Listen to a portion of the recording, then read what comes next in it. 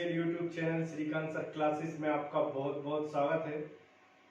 आज हम आपको इस वीडियो के अंतर्गत बताने वाले हैं पाचन तंत्र। मनुष्य में पाचन तंत्र देखते हैं और इस वाले टॉपिक से आपको यूपीटीईटी, एमपीटीईटी और अदर एग्जाम में आपकी ईवीएस आनी है तो आपको देखने को मिलेंगे क्वेश्चन। पाचन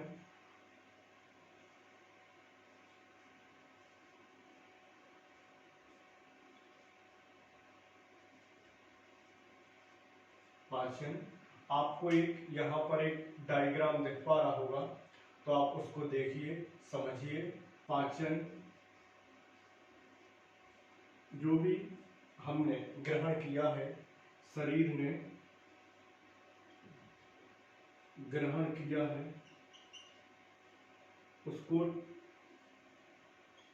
तोड़ने या टूटने या तोड़ा, ये सब कार्य रहता है पाचन के माध्यम से। अब देखते हैं इस पाचन की प्रक्रिया में मदद कौन कौन करता है। मदद कौन कौन करता है? तो मुख, मुख माने मुंह, फिर है पेट, फिर है छोटी आंत जिसको क्षुद्रांत कहते हैं,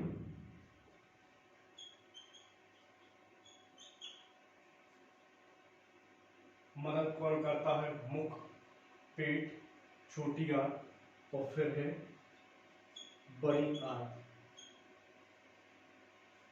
अब देखते हैं मुख से कैसे, पेट से कैसे मदद होती है और छोटी आंत और बड़ी आंत से कैसे। ये मुख और ग्राहिका, ये मुख और ग्राहिका, मुख और ग्राहिका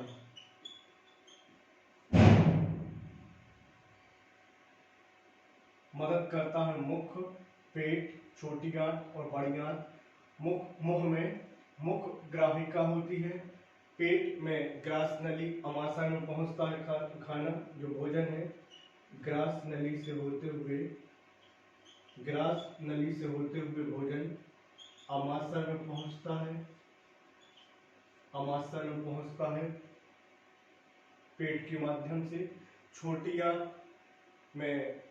आंत में भोजन रहता है और बड़ी आंत माने मलाशय गुर्दा तक पहुंचता है, मलाशय गुर्दा तक पहुंचता है। तो ये आपने देखी पाचन की प्रक्रिया, पाचन की प्रोसेस। अब हम आपको बताते हैं कि जो मनुष्य जो भोजन शरीर के अंदर पहुंचता है तो मुख गुहा के द्वारा, तो अंतःग्रहणिका से स्टार्ट होता है और फिर पहुंचता है जीभ, और जीभ से आपने देखा होगा कि भोजन लार में परिवर्तित होता है या फिर पचाने का कार्य करते हैं, फिर दांत काटने का कार्य करते हैं। तो ये सब बताते हैं हम आपको 1 by 1 प्रोसेस की अंतःग्रहण, अंतःग्रहण। ये जो अंतःग्रहण है, हमने आपको बताया अंतःग्रहण है, यह मनुष्य भोजन शरीर के अंदर पहुंचाने का कार्य अंतःग्रहण है। मनुष्य के अंदर या भोजन पहुंचाने का कार्य अंतःग्रहण का है। अब इसके बाद में देखते हैं कि पाचन की जो प्रक्रिया है मुख गुहा के द्वारा होती है। पाचन की प्रक्रिया मुख गुहा के द्वारा होती है। अब मुख गुहा के द्वारा पाचन की प्रक्रिया होती है, जिसमें आप देखेंगे कि ये जीभ है, ये दांत है। तो जीभ का कार्य क्या होता है भोजन को लेके, और दांत का कार्य क्या होता है? तो जीभ का कार्य होता है भोजन को लार मिलाने और निगलने का कार्य होता है। ये जो भोजन लार दो प्रकार से है, एक तो है चबाने के लिए, चबाने, और दूसरा है निगलने के लिए कार्य होता है। अब दांत का कार्य आप देखिएगा, तो दांत के कार्य रहते हैं कि भोजन को काटने, चीरने, फाड़ने और चबाने के लिए कार्य होता है। तो दांत का कार्य आप देखेंगे, दांत का कार्य आप देखेंगे तो इससे जो भोजन है उसको चीड़ फाड़ के लिए भी उपयोग किया जाता है, या यूं कह सकते हैं हम कि उसको चीरा जाता है, भोजन को चीरा जाता है, चबाया जाता है और चबाने के बाद में उसको पीसा जाता है। तो यह कार्य होता है दांत का, जो कि मुख्य गुहा में होता है। अब आप बताइए कि बहिष्कार मतलब निष्कासन, ये जो उपापचित भोजन होता है शरीर से बाहर निकालने का कार्य होता है। उपापचित भोजन, उपापचित जो भोजन है, उपापचित जो भोजन है इसका कार्य होता है शरीर से बाहर निकालने का कार्य होता है उपापचय, और ये मलाशय इकट्ठा होता है। तो ये आपने देख लिया, ये आपने इतना देख लिया, तो आप ये मान के चलिए कि पाचन तंत्र आपका कंप्लीट हो गया। अब थोड़ी सी बात करते हैं मनुष्य के श्वसन पर। वैसे भी हम आपसे बात कर चुके थे, लेकिन फिर भी एक बार और हम आपको समझा दे रहे हैं। पहले हम इतना आपको एक बार समझा दें, फिर इसको करते हैं रफ, और फिर आपको श्वसन के बारे में पढ़ाते हैं। मनुष्य में जो पाचन है, पाचन शरीर ग्रहण करता है, जो पाचन का कार्य शरीर को ग्रहण करता है भोजन, और फिर टूटने का कार्य या तोड़ने का कार्य करता है। मदद इसमें करता है मुंह, पेट, छोटी आंत और बड़ी आंत। मुख ग्रहसिका रहती है, मुख से पाचन का कार्य स्टार्ट होता है। पेट ग्रास नली के बाद अमाशय में पहुंचता है, फिर छोटी आंत से होता हुआ भोजन बड़ी आंत में पहुंचता है और मलाशय गुर्दा तक पहुंचता है। अब इसके बाद में मनुष्य भोजन पहुंचाने का कार्य करता है मुख गुहा। मुख गुहा के अंदर रहती है जीभ और दांत। जीभ जो है भोजन में लार मतलब चबाने और निगलने का कार्य लार का होता है, जो कि जीभ में पाई जाती है।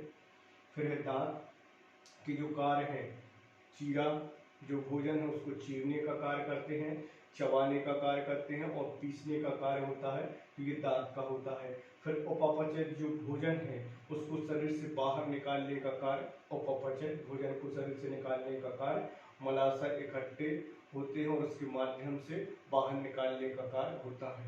तो ये आपने देखा। अब देखते हैं हम क्या, श्वसन। श्वसन में देखते हैं मनुष्य में जो श्वसन है कि ऊर्जा कहाँ से प्राप्त होती है मनुष्य के लिए, तो भोजन के माध्यम से हमें एनर्जी, ऊर्जा प्राप्त होती है। अब बताइए कि कार्बन डाइऑक्साइड मनुष्य छोड़ता है या ऑक्सीजन छोड़ता है या लेता है, तो ये आंसर आपको एग्जैक्ट मालूम होना चाहिए कि हम O2 या CO2 ग्रहण करते हैं। तो अब बताते हैं हम श्वसन। अच्छा ये बताइए कि मनुष्य में श्वसन एक मिनट में कितनी बार होता है, तो 15 से 18 बार। हम आपको इसके पहले भी बता चुके हैं, एक वीडियो में स्टार्टिंग में बताया था। अगर आपने उस वीडियो को नहीं देखा है तो आप वीडियो को देख सकते हो।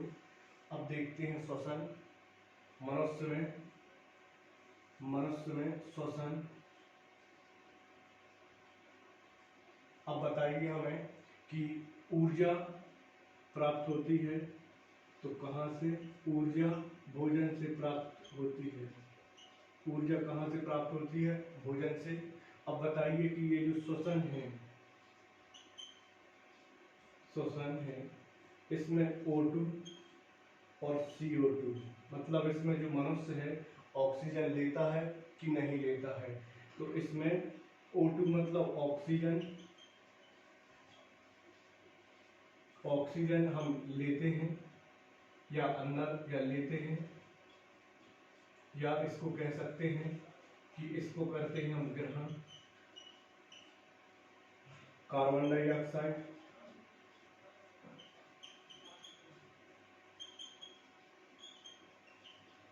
कार्बन डाइऑक्साइड, इसका करते हैं हम त्याग, इसका करते हैं हम त्याग।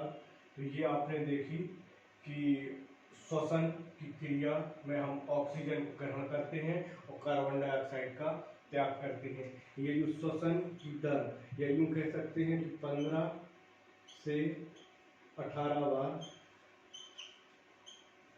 हम श्वसन करते हैं, मतलब 1 मिनट में 15 से 18 बार श्वसन का कार्य करते हैं। अब बताइए कि नासा द्वार से हम कुल मिला के ये जो ऑक्सीजन त्याग रहे हैं और ऑक्सीजन ग्रहण कर रहे हैं, तो ये कार्य होता है नासा द्वार या फिर नासा छिद्र में हम ग्रहण करते हैं और त्याग करते हैं। ये नासा द्वार कहलाता है। इसमें वायु मौजूद रहते हैं,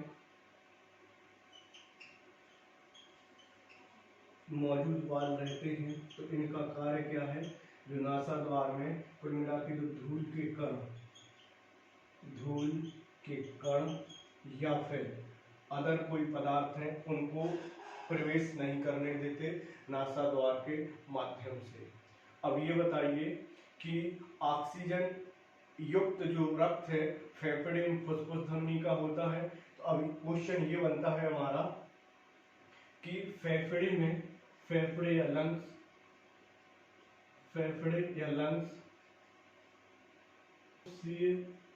फुफ्फुसीय, ये तो इसमें एक क्वेश्चन ये बनता है कि ऑक्सीजन इसमें O2 और इसमें CO2, कहीं ना कहीं इसमें रक्त रहेगा, तो इसमें ऑक्सीजन युक्त रक्त रहता है, इसमें कार्बन डाइऑक्साइड युक्त रहता है। तो क्वेश्चन ये बनता है कि इसमें बताइए कि शुद्ध रक्त बहता है या अशुद्ध। और हम आपको इसके पहले ही आपको बता चुके हैं कि जो अपवाद थे उसमें इसमें डायफ्राम क्या है, डायफ्राम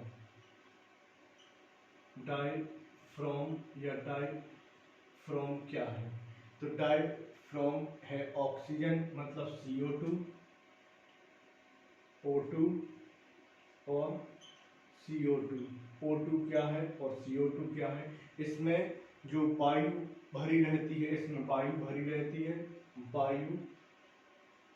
रहती है और इसमें वायु निकलती है,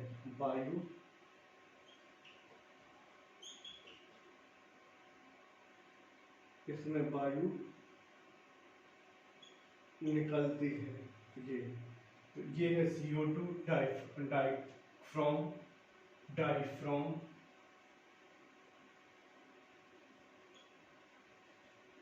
ये डायफ्राम है। ये डायफ्राम का कार्य O2 ऑक्सीजन भरी रहती है और CO2 में वायु निकलती है। तो आपने इतना देखा, ये हमने आपको पूरा का पूरा पाचन तंत्र बताया है। आप हमारे चैनल को लाइक करें, शेयर करें और सब्सक्राइब करें, साथ ही साथ बेल आइकन को प्रेस करें जिससे कि हमारे वीडियो का आपके पास टाइम टू टाइम नोटिफिकेशन पहुंच सके। Thank you for this watching video.